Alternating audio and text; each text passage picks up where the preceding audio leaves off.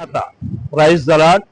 ప్రియమైన దేవుని బిడ్డలారా, మానవ జీవితం అంటేనే సముద్రం లాంటిది. మనం ఆలోచన చేసినట్లయితే సముద్రంలో కెరటాలు, అలలు, మరి పెద్ద పెద్ద శబ్దాలు ఇవన్నీ కూడా ఉంటవి.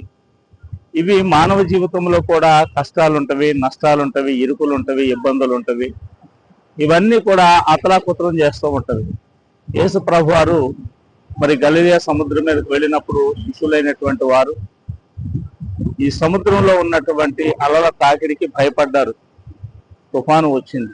అయితే యేసు ప్రభు వారు ఒక్కసారి ఆ గాలిని గద్దించాడు, నీటిని గద్దించాడు. వెంటనే అవన్నీ సద్దుమణిగాయి. ఇక్కడ నేర్చుకోవాల్సినటువంటి విషయం ఏంటంటే, యేసు ప్రభు వారు ఆ యొక్క మరి నావలో ఉన్నారు. శిష్యుల భయం అంతా కూడా పోయింది. ఈనాడు యేసు ప్రభువుని నీవు కలిగి ఉన్నట్లయితే నీ కుటుంబంలో ఉన్నటువంటి అనేకమైనటువంటి చిక్కులు, సమస్యలు సద్దుమణిగుతాయి. నీ కుటుంబము సంతోషంగా, సమాధానంగా ఉంటుంది అని దేవుని యొక్క సేవకునిగా నేను మీకు తెలియజేస్తూ ఉన్నాను. దేవుడు మిమ్మల్ని దీవించును గాక.